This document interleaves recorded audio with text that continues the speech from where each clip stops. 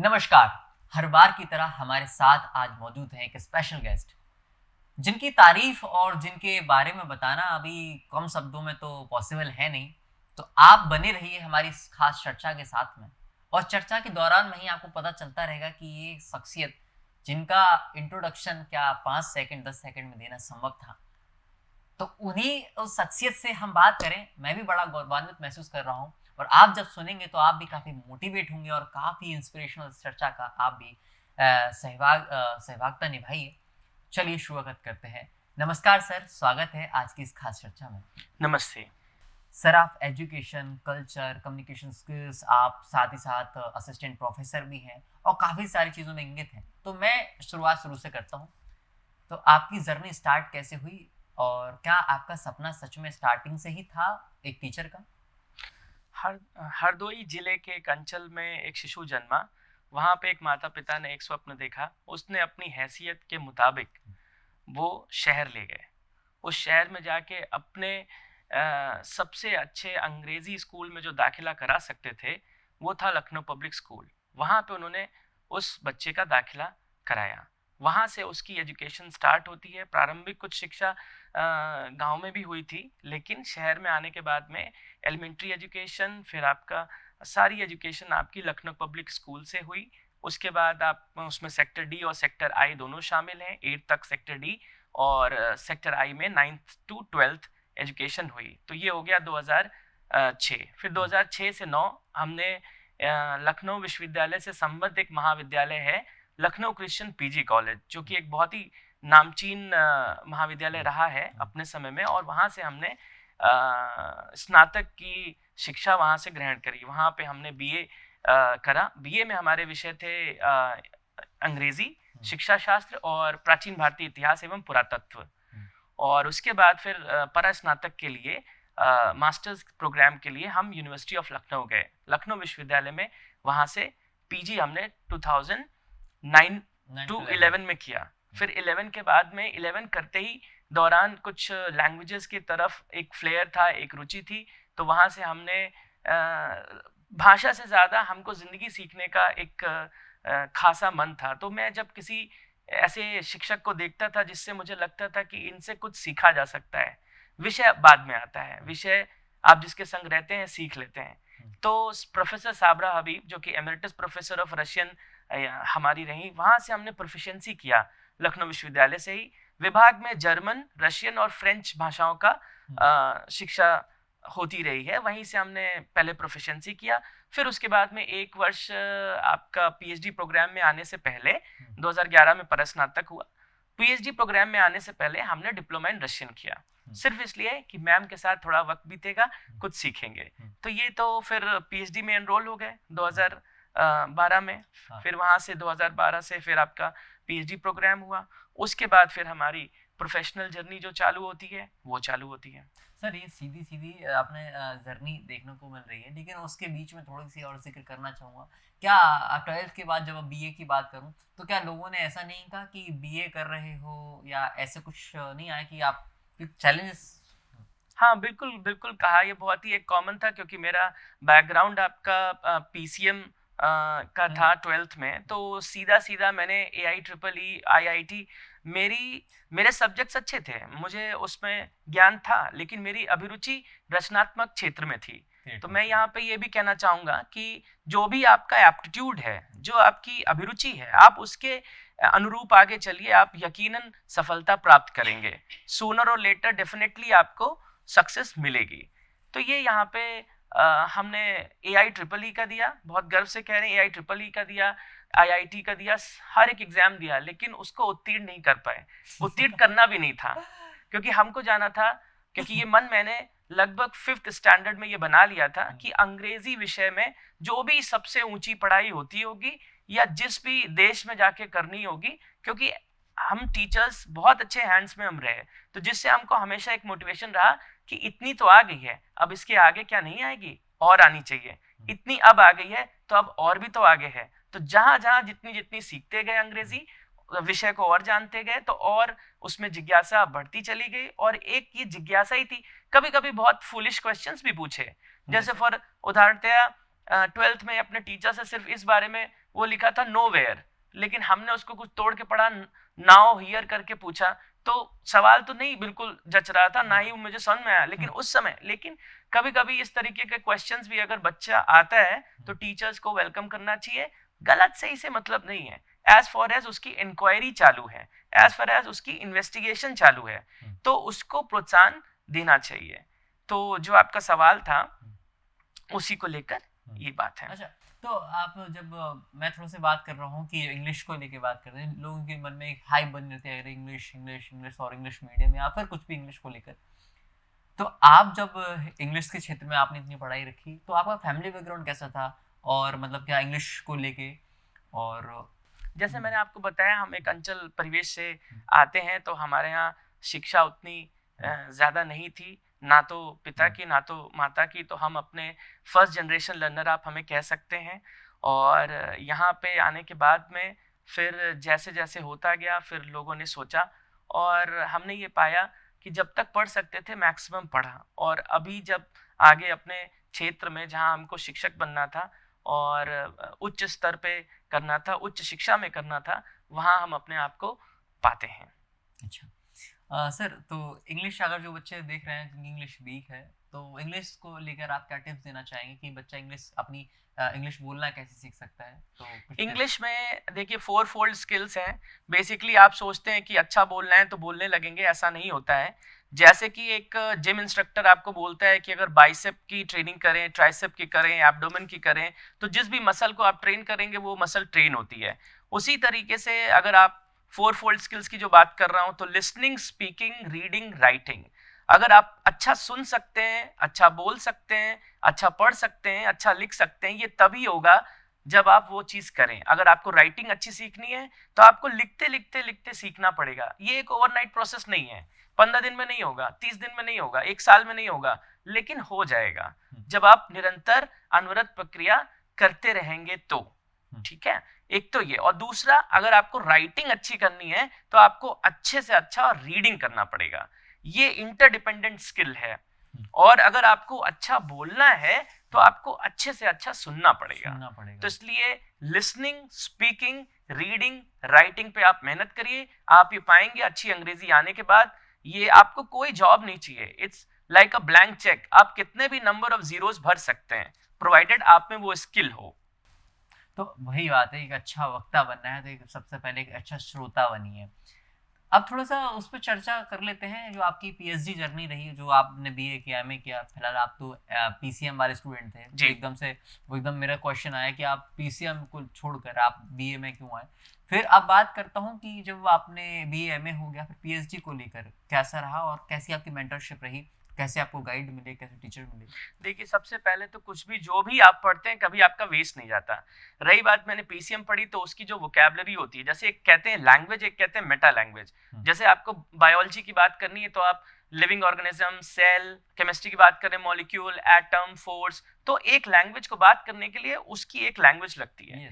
तो जो अंग्रेजी साहित्य पढ़ा तो वो बहुत ही बाय फार इंटरडिसिप्लिनेरियन सब्जेक्ट है, यानी इकोनॉमिक्स, सोशियोलॉजी, पॉलिटिकल साइंस, हर एक विषय से कुछ ना कुछ वो ड्रॉ करता है, वो सोसाइटी के बारे में है। तो मैं ये देखता हूँ कि जैसे मैंने वहाँ एक cry of lord 49 by Thomas Pynchon था अमेरिकन लिटरेचर में, उसमें लॉ ऑफ थर्मोडायनेमिक्स थे। तो जो विषय और बच्चों को उतनी आसानी से नहीं समझ में आता था, वो मुझे चूंकि लॉ ऑफ थर्मोडायनेमिक्स पढ़ा है और चीजें हैं तो वो समझ में आती हैं। तो वो एक एक्स्ट्रा एज देता है। मेरे जो मेंटोर रहे प्रोफेसर निशि पांडे मैम, जो हमारी सुपरवाइजर पीएचडी गाइड रही, तो उन्होंने भी साइंस बैकग्राउंड से वो हैं। ठीक है, और यूं भी कह लूं कि वो फर्स्ट डिवीजन भी नहीं था, लेकिन वो चीज कहीं रोकती नहीं है आपको, चाहे आप गुड सेकंड डिवीजन हो या फर्स्ट डिवीजन ना भी हो, प्रोवाइडेड अगर आपने वो स्किल सेट आगे अपने अंदर कल्टीवेट किया है, अगर आपने उस पर काम किया है, तो वो कहीं ना कहीं आगे आएगा। तो जर्नी हमारी 2012 में अपने प्रोफेसर निशि पांडे मैम के साथ यहाँ पे, वैसे तो परास्नातक में ही वे पढ़ा रही थी मुझे, तो एक बार एक ही सीट थी उनके अंडर में, तो मेरे एक ये पूछने से उन्होंने सहर्ष स्वीकार कर लिया कि हम खुद भी चाहते हैं कि हाँ आप ज्वाइन करें। तो वहाँ से पीएचडी स्टार्ट हुआ। फिर पहला शुरुआत ये हुआ, उन्होंने अमेरिकन लिटरेचर में सजेस्ट किया कि आप ये पढ़िए, तो मैंने उसको पढ़ के मुझे बहुत ज़्यादा इंटरेस्ट नहीं आया। मैंने फिर मैम से कहा कि मुझे 2-3 चीज़ें चाहिए, कि एक तो पहली बात तो रिसर्च ऐसी हो जो कन्वेंशनल ना हो, जो ओल्ड स्कूल जैसा चल रहा है कि 2 नॉवल 2 ड्रामा ऐसे करके उसका एनालिसिस कर लिया, स्टडी कर लिया, मुझे वो नहीं चाहिए था। मुझे चाहिए था कि थोड़ी रिसर्च मेरी लंबी हो। मैं चाहता था कि कोई ऐसा काम करूं जिसपे फेलोशिप स्कॉलरशिप वगैरह हो, ठीक है, और ऐसा चाहता था कि जिसमें खूब ट्रैवल करने को मिले और खूब इमर्शन हो, कल्चर का इमर्शन हो, खूब एक्सचेंज हो। तो फिर हुआ यूं कि उन्होंने फिर मुझे कुछ और सजेस्ट किया। फिर अंत में जाके जो फाइनल आपका शोध प्रबंध जो तैयार हुआ वो ये रामायण के ऊपर काम निकला। तो रामायण कितनी अलग, उसमें ये था अमूर्त विरासत के ऊपर था, इंटेंजिबल कल्चरल हेरिटेज, कितनी अलग अलग विधाओं में उसका मंचन हुआ है अक्रॉस एशिया, जिसमें इंडिया में सब आ ही गया, उसके बाद में फिर थाईलैंड, कंबोडिया, इंडोनेशिया और तमाम अलग अलग देश। तो इस जर्नी के दौरान मैं पर्यटन विभाग से जुड़ा, आपका संस्कृति विभाग से जुड़ा, अयोध्या शोध संस्थान से जुड़ा, जितनी जो भी ऑनलाइन ऑफलाइन जो लाइब्रेरीज हो सकती थी, पुस्तकालय।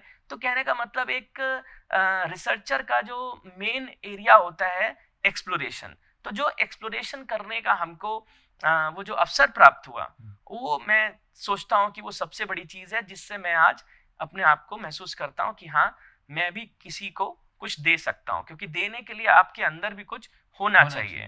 कहते हैं कि जब ऊपर तक भरा रहेगा तभी छलकेगा। हाँ सर, अगर बात करें एक सक्सेसफुल और अनसक्सेसफुल, जब हम लोगों से मिलते हैं तो हम पाते हैं कि उनके जीवन में एक टर्निंग पॉइंट आता है। तो आपके जीवन में वो टर्निंग पॉइंट क्या था? टर्निंग पॉइंट में आपको सही तौर पे बोलूं, जैसे एक कहावत है, success has 1000 fathers, failure is orphan. ठीक है, तो जब तक कि आप कामयाब हैं आपके पास हजारों लोग रहेंगे और बोलते रहेंगे, और जब आप नाकामयाब हैं तो आप अनाथ के तरीके से हैं। टर्निंग पॉइंट बेसिकली ये रहा कि जब मैं एमए में फाइनल सेमेस्टर में, जब मेरे इम्तिहान ही चल रहे थे, उसी दौरान पिताजी का प्राणांत हुआ। तो पिताजी के प्राणांत होने से सारा जीविकोपार्जन का जो एक जिम्मा है वो घर का बड़े बेटे होने के नाते मेरे पे आया। तो उस दिन भी, जिस दिन क्रिमेशन के लिए या अंत्येष्टि के लिए या फाइनल संस्कार के लिए पिताजी को जाना था, तो छोटा भाई लेके गया।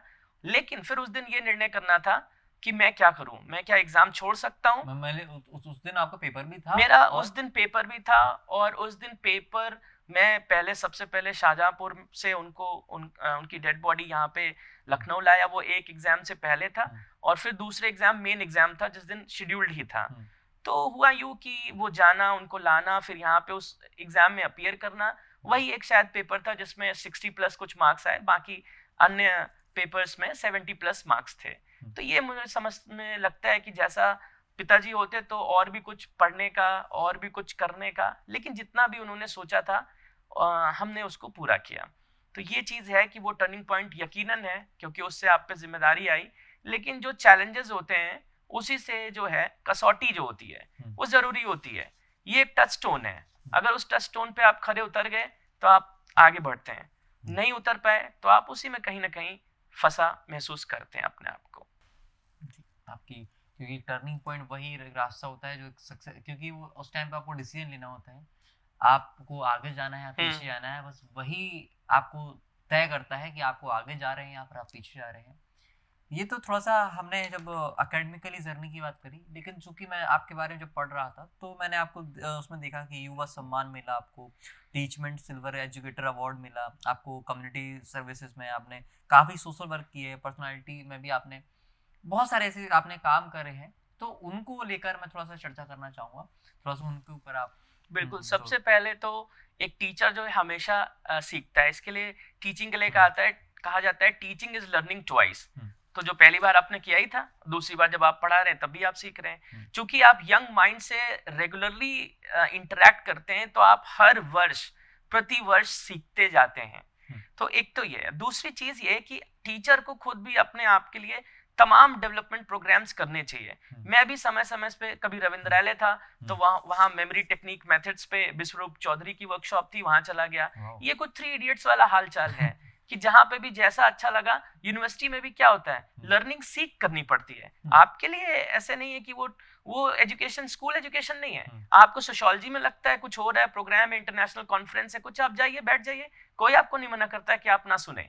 साइकोलॉजी में है, जिस भी विषय में आपको लगता है, जहां पूरी यूनिवर्सिटी में जिस भी साइंस है, आपके यहाँ जियोलॉजी की अगर मान लीजिए लैबोरेटरी है, या कोई कंप्यूटर साइंस का कोई अच्छा वो है, एआई के बारे में ट्यूटर कर रहे हैं कुछ है, तो आप जाके सीख सकते हैं, कोई नहीं मना करता है कि आप अच्छा ना सीखें।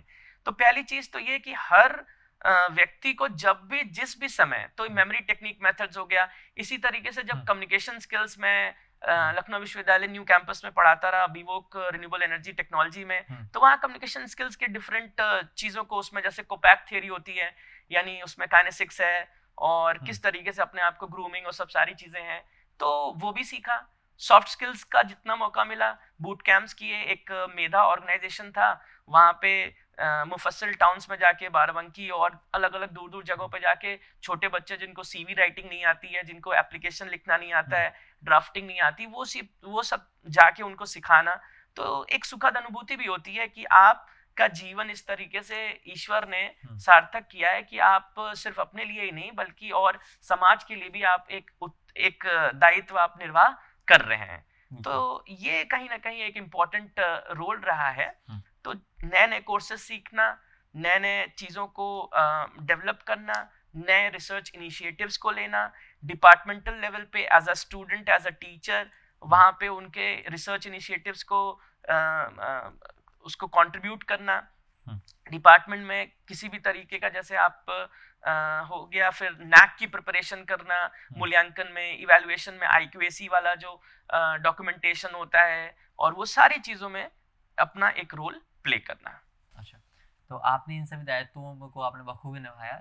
जब मैं चीज़ पढ़ रहा था तो मैंने आपके बारे में ये भी पाया कि आपको खाने की चम्मच को कैसे पकड़ना है, ये भी आपको किसी टीचर ने सिखाया था। हाँ, आपने ये सही पकड़ा। जैसे मैंने कहा, मेरा ज्यादातर जो लर्निंग है वो हमारे टीचर से रहे, कि वही फर्स्ट हैंड एक्सपीरियंस रहा। तो वो वाकया क्या रहा? वो वाकया ऐसा था कि मैंने अपने उस्ताद से यूं कहा कि मैम, ये मुझे जैसे रेस्टोरेंट्स जाते हैं, जैसे और जगह जाते हैं, तो वहाँ पे ये जो टेबल मैनर्स हैं, उसका थोड़ा सा ये लगता है कि कैसे चम्मच पकड़ूं, कैसे कांटा पकड़ूं, कैसे क्या करूं, किस तरीके से अपने आप को बेटर प्रेजेंट कर पाऊं।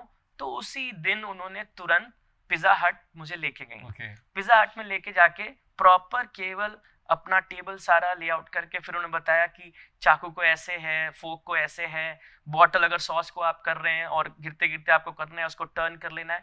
तो मतलब ये जो लाइफ स्किल्स हैं, तो मुझे लगता है जब मैं उनको काम करते देखता था ऑफिस में, तो मैंने देखा कि ये बुक मार्क कुछ यूज कर रहे हैं, कुछ फर्क तरीके का पेन है, कुछ स्टेशनरी है, कुछ क्लिप है, तो वो सब उनका डेस्क ऑर्गेनाइजर जो है वो सब उनकी डेस्क पे देखा। तो फिर मन में ये हुआ कि अच्छा, ये चीज ऐसे यूज हो सकती है, अच्छा इसको काम करने के लिए ये वाली चीज आती है।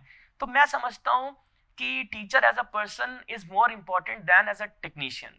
पहली चीज तो हम जो एक स्टूडेंट का जो इंटरेस्ट अवेकन करते हैं लर्निंग की तरफ, ये AI नहीं कर सकते, वो AI नहीं कर सकता है। मतलब हम ये सिखाते हैं कि सीखते कैसे हैं। तो अगर हम ये सिखा ले जाएं बच्चे को, तो वो यकीनन कुछ ना कुछ अपने से वो पिक कर ही लेगा। तो कभी भी, और जैसे सपोज विश्वविद्यालय में तो मैं नौकरी में बाद में आया, पहले महाविद्यालय में था, पहले और जगहों पे था, institute chartered of accountants of India में कराया, भारतीय नाट्य अकेडमी में आपका स्क्रीनिंग हुई थी, वहां पे भी सिलेक्ट हुआ, फिर आपका यूपी सैनिक स्कूल में पढ़ाया। तो इस तरीके से डिफरेंट सेक्टर्स में मैं पढ़ाता रहा, तो वो भी सब एक्सपीरियंस काउंट होता है। ओके, मतलब हम चीज़ें सीखते हैं अपने परिवेश से सीखते हैं, कॉन्शियसनेस रहनी चाहिए। तो जो टीचर की मैंने बात करी कि आपको टीचर ने सिखाया, तो ये चीज़ AI नहीं कर सकता है। और तो AI में और टीचर में क्या अंतर है, थोड़ा सा इस पे भी अगर हम जिक्र और गहनता से करें। AI तो आर्टिफिशियल इंटेलिजेंस है, वो आज आई है। Human intelligence as old as human है। जब से वो चाहे अर्ली मैन की टाइम से देख ले, धीरे धीरे उसने केव्स में क्या काम किया, फिर वो इमेजेस किया, फिर फायर से सीखा, इससे उससे। तो इंटेलिजेंस तो ह्यूमन इंटेलिजेंस कब की है, वो कितनी पुरानी है, और AI अभी आई है, तो वो तो कोई मुकाबला है नहीं, पहली चीज। दूसरा, हमारे पास अगर हिस्ट्री ऑफ इंग्लिश लिटरेचर पे 50 किताबें हैं और मैं उन पे तकरीबन अगर पढ़ चुका हूँ, तो मुझे ये पता है कि कौन सी एंट्री, किस रेनेसा पढ़ना है तो किस किताब से पढ़ना है, रेफर्मेशन पढ़ना है तो किस किताब से पढ़ना है, ठीक है, 18th सेंचुरी पढ़ना है तो किस किताब से पढ़ना है, अमेरिकन लिटरेचर के। तो ये जो रिफाइनमेंट आता है, एआई तो आपको मिलियन ऑफ व्यूज से कुछ फिल्टर करके आपको देगा, लेकिन उसमें से बेस्ट सूटेड आपके लिए क्या होगा, ये थोड़ा सा अभी चूंकि लोगों की जो लोगों का जो ज्ञान है वो वैसे इन्फिनिट पॉसिबिलिटी होती है, तो एआई आपको सारा कुछ चैनलाइज करके आपको एक जगह दे रहा है ताकि आप उस हिसाब से अपने सर्च को और फर्दर फाइन ट्यून कर सकें। लेकिन टीचर की जरूरत पड़ती ही पड़ती है। ये कुछ ऐसा ही है कि सारी किताबें आप खरीद लीजिए और घर पे आप पढ़ लेंगे तो आ जाएगा, ऐसा नहीं है। जब आप क्लास में आते हैं तो सिर्फ सब्जेक्ट ही नहीं, आसपास जो ग्रुप है, जैसे आपने फिल्म देखते हैं तो कोई फिल्म आपने सिंगल अपने घर में देखी तो उसका क्या एक्सपीरियंस होगा, वही फिल्म एक आप ग्रुप एक्सपीरियंस करते हैं, हॉल में जाते हैं तो क्या एक्सपीरियंस होगा। जैसे फॉर एग्जांपल केसरी फिल्म रही तो उसमें सारे इतने सिख बंधु आए हुए थे और सारे और जो क्राउड था तो वो रोने लगे, तो वो जो एक कमोशन जो डेवलप होता है वो एक ग्रुप एक्सपीरियंस से होता है। तो आप क्लास डायनेमिक्स यानी अगर आपका ये कोएड है ना, जो आप सेक्स एजुकेशन की बात करते हैं, तो ये आप घर पे बैठ के कैसे एआई पे सीखेंगे।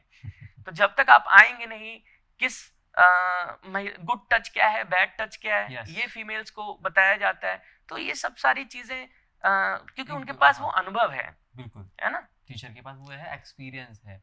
यस। सो मैं आपके थोड़ा सा, जब मैं देख रहा हूँ कि आप आर्ट्स यानी कि इंग्लिश के स्टूडेंट रहे, तो आपको ये कल्चरल और हेरिटेज को लेकर आपको एक्सप्लोर करने की ये कहाँ से, ये आपका इंटरेस्ट था या फिर आपको, और आप इसमें भी सब सर्व कर रहे हैं, आपने इसके ऊपर भी कई जगह आप घूमने गए लाइक केरला वगैरह, तो वो थोड़ा वाक्य बताएं और थोड़ा उसकी स्टोरी बताएं। देखिए मेरा चूंकि रिसर्च टॉपिक ये रहा, रामायण के ऊपर काम था, इंटेंजिबल कल्चरल हेरिटेज के ऊपर काम था, तो सब जगह से टूरिज्म डिपार्टमेंट से और सब अलग अलग मिनिस्ट्री से रिलेटेड, फिर रामायण फेस्टिवल हुआ था केरला में, वहां पे जाके आपने 7 दिन का सब जो इंडिजिनस फॉर्म्स थी वहां पे उसको वॉच किया, उसको रिकॉर्ड किया, उसको इंटरव्यू किया, उसको फोटोग्राफ किया, तो वो पूरा एक ऑडियो विजुअल एड है।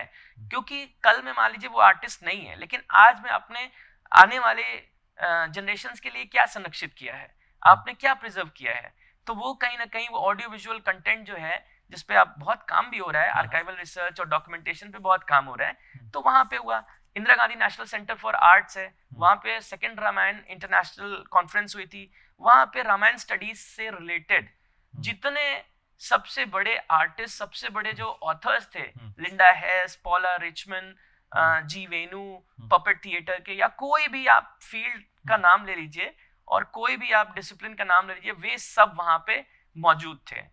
और तो ये इससे जो आपका एक अनुभव होता है, आप इतने सारे फॉर्म्स को देख रहे थे, इतना कल्चर से आप इंट्रोड्यूस हुए, आपको अपनी भारतीय संस्कृति से पता लगा। अब आज में एनईपी 2020 का जो ड्राफ्ट था उसमें आप देख सकते हैं कि कितना इंटरडिसिप्लिनरी रिसर्च की बात होती है, कितना मल्टी डिसिप्लिनरी ट्रांसडिसिप्लिनरी रिसर्च की बात होती है। तो कहीं ना कहीं हमारा अगर इंग्लिश उसमें रंगमंच है, थिएटर है, तो ये परफॉर्मेंस ट्रेडिशन को लेकर था। तो किस तरीके से एक थिएटर भी आप थिएटर, हाँ, एक खोन मास्क डांस था आपका थाईलैंड, तो यहाँ पे एक वर्कशॉप थी, तो संगीत नाटक एकेडमी, साहित्य एकेडमी, ललित कला एकेडमी, और किसी भी जो थिएटर जो प्रोग्राम होता है, नेशनल स्कूल ऑफ ड्रामा, यहाँ सभी मैं एक रेगुलर गोअर रहा हूँ, वहाँ से मैंने बहुत सीखा है। Shri Ram centre of performing arts आपका लखनऊ में, खुद भारतेंदु नाट्य एकेडमी, तो वहाँ सभी जगह जाना, कभी भी कोई रंगमंच का कोई कार्यक्रम है, क्योंकि मैं एमए में था और ड्रामा पढ़ता था, शेक्सपियर के ड्रामास थे, सब चीज, और उसमें हुआ ये कि कभी अगर आपने कोई प्ले थिएटर में अगर देखा नहीं है तो कैसे आप जानेंगे कि क्या स्टेज है, क्या लाइटिंग है, क्या एक्टर है, क्या चीज है, कितने प्रोसेनियम आर्क होता है, थ्रस्ट स्टेज है। तो ये इतनी जो विविध तरीके की जो जानकारी है, जब आप सामने देखते हैं उससे आपको खासा मदद मिलती है। जो आप किताबों में पढ़ते हैं, फिर आप उसको मूर्त रूप में जीवंत होते हुए देखते हैं, तो आपको विशेष लाभ होता है। शायद यही कारण है कि मतलब जब मैं आपको जो सुन पा रहा हूँ कि आप इतनी सारी चीजों में इंगित हैं और खुद को इतना एनर्जी के साथ भरपूर हैं आप, तो शायद यही कारण है जो बीसी जो कमेटी में जो 5 मेंबर्स रहते हैं उनका, उनमें से आप एक हिस्सा भी हैं, तो उसमें अभी क्या दायित्व है, क्या भूमिका है? मैं जो पूर्व कुलपति थे, उन्होंने अपनी एक टीम बनाई थी सोशल मीडिया वॉरियर्स, उसके 5 योद्धा थे जिनमें से मैं भी एक था, जहां मेरा रोल यूनिवर्सिटी के प्रचार प्रसार में और जो भी अच्छा काम हो रहा है, तो हमें जो हैंडल मिला था वो था संस्कृति। तो हमारे यहाँ सांस्कृतिकी करके एक यूनिट है जो कि कल्चरल विंग है यूनिवर्सिटी का, जिसका इंस्टाग्राम, जिसका ईमेल और जिसका आपका सोशल मीडिया, ट्विटर हो गया, व्हाट्सएप चैनल हो गया, ये सब मैं उसको देखता था। तो जगह जगह पे जो इवेंट्स थे उसको रिकॉर्ड करना, उसको शोकेस करना, जो जैसे ये आपका एडमिशन्स में भी बहुत सहायक होता है कि लोगों को देख मिलता है कि किस विश्वविद्यालय में जब भी आप शोकेस कर रहे हैं, प्रोजेक्ट कर रहे हैं कि अच्छा ये कल्चर डिपार्टमेंट में, क्योंकि बहुत सारे ऐसे बच्चे होंगे जो केवल कल्चर से जुड़ना चाहते हैं, आपके यूनिवर्सिटी में बहुत ऐसे स्टूडेंट्स होंगे जो केवल स्पोर्ट्स करना चाहते हैं। तो हर एक तबके के लिए, हर एक सेक्शन के लिए अगर वो ये समझेगा कि अच्छा यहाँ स्पोर्ट्स भी है, यहाँ कल्चर भी है, यहाँ एकेडमिक्स भी है, चलो यहाँ एडमिशन लेते हैं, तो ये कहीं ना कहीं एक सार्थक प्रयास था पूर्व कुलपति जी का। और तो उसमें कंट्रीब्यूशन किया। फिर आपका अलग अलग दायित्व उसमें ऑफिसेज में था, तो सांस्कृतिक का मैं मेंबर रहा। फिर छात्र कल्याण जो डीन स्टूडेंट वेलफेयर है उसमें भी मैं मेंबर रहा। एक हॉस्टल है उसका मैं हबीबुल्ला हॉल, उसका असिस्टेंट प्रोवोस्ट रहा हूँ। फिर रोवर्स एंड रेंजर्स एक यूनिट है, उसका मैं एक रोवर भी हूँ।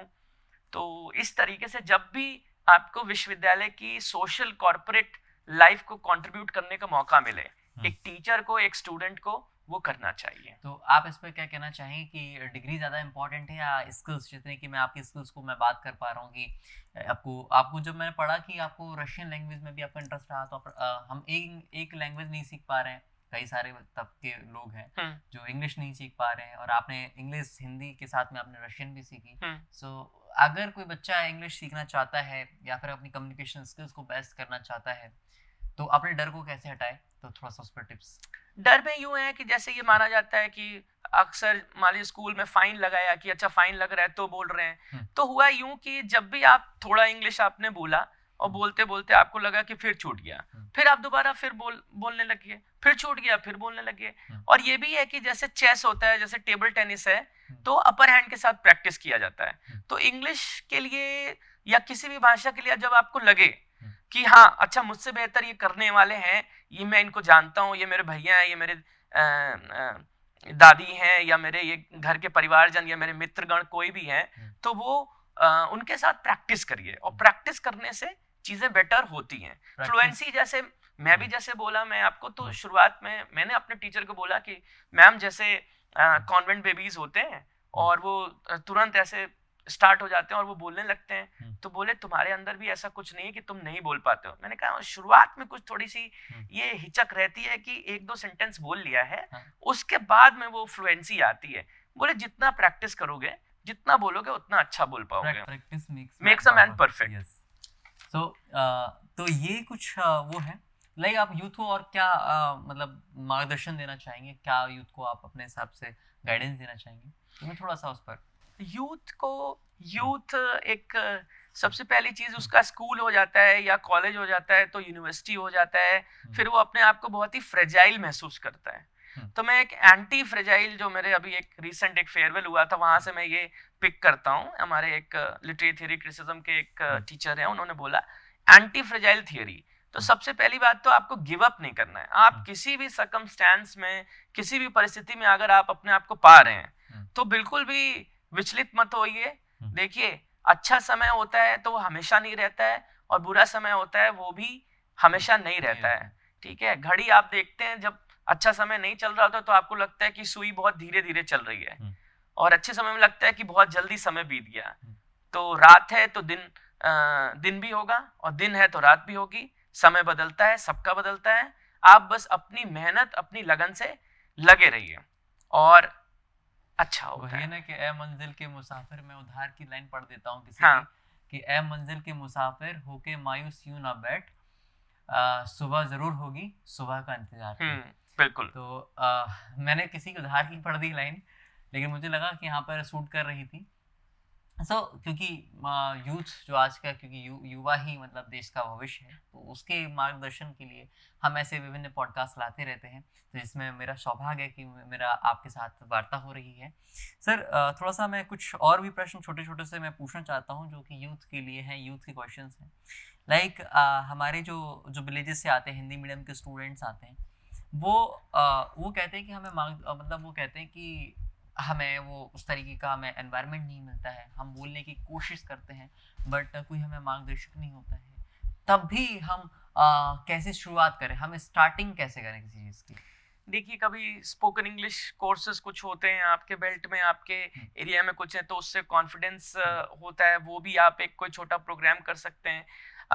यूनिवर्सिटीज़ खुद भी अपने जैसे एनईपी प्रोग्राम के तहत जैसे कम्युनिकेशन स्किल्स और इस तरीके के डिपार्टमेंटल प्रोग्राम्स भी ऑफर करें। अगर आपके विश्वविद्यालय में अगर है तो वो भी एक अच्छी पहल हो सकती है।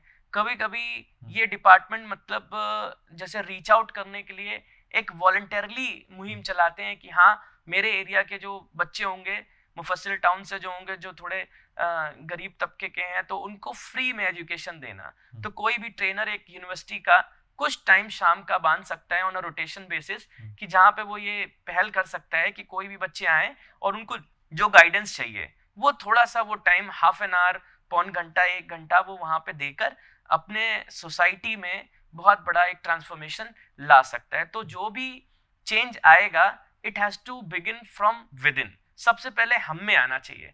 हम अगर सिर्फ सवाल पूछते रहेंगे तो बदलाव नहीं आएगा। हम अगर कुछ अभी as a teacher, as a student हम क्या कर सकते हैं कि आपने तुरंत उसको फॉलो अप किया, कुछ बच्चों को इकट्ठा किया, आप उनको कुछ पढ़ाने लगे, वहां से शुरुआत हो गई। तो शुरुआत जरूरी है। जी, बहुत अच्छा लगा सर आपसे ये सब चीज़ें जान के, और यूथ को भी काफ़ी मोटिवेशन मिला और काफ़ी गाइडेंस मिला।